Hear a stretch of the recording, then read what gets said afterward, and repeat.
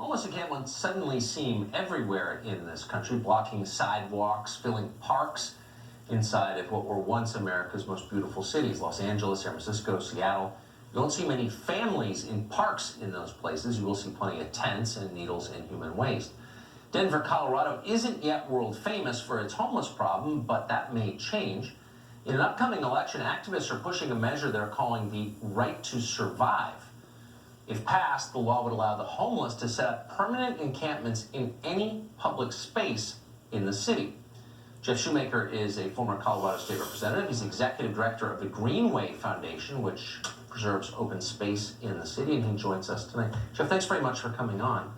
I'm delighted to be here. Thank you. So you served in the state legislature. You don't seem very partisan, however. You spent a lot of years working to enhance the environmental quality of your city and the open spaces. So you seem like the person to ask. What effect would this have on the environment if passed? The challenge of 300 and the ramifications to our parks, our open spaces, our natural areas, and our rivers is significantly damaging. What will happen under the measures involved with 300 is any park, any public space, any riverbank as a legal residence will allow anyone to use these parks and priceless amenities as bathrooms.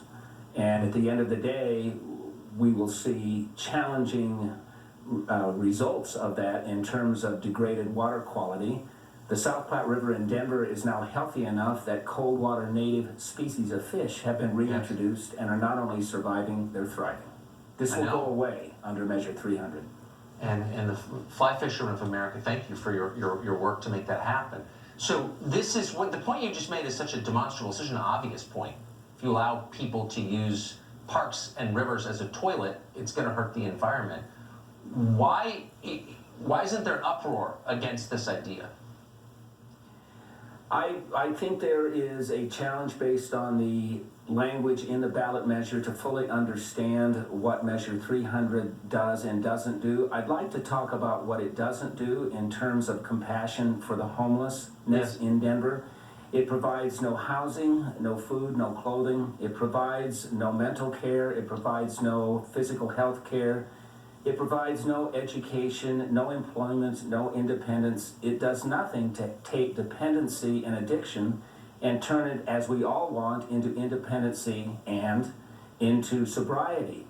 What the Measure 300 does by effect, Tucker, is it says any park, any public space is a civil rights protected residence, as is any vehicle in the city and county of Denver. My vehicle is now a resident. I can park it, I can park it anywhere on any street in the city, certainly in residential areas, and that's my civil right protected residence.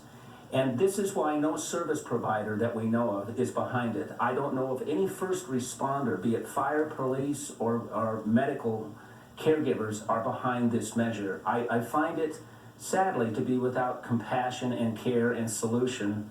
In my mind, it is in great part almost a rejection of the homeless.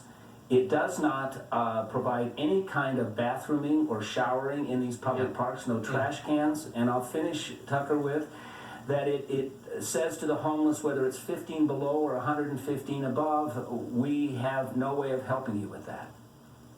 So what an articulate refutation. Don't turn Denver into Calcutta. And again, thank you for what you've done for the actual physical environment of that city. It's amazing. Jeff, thanks. I'm part of a great team, Tucker. Thank you. You've done a great job.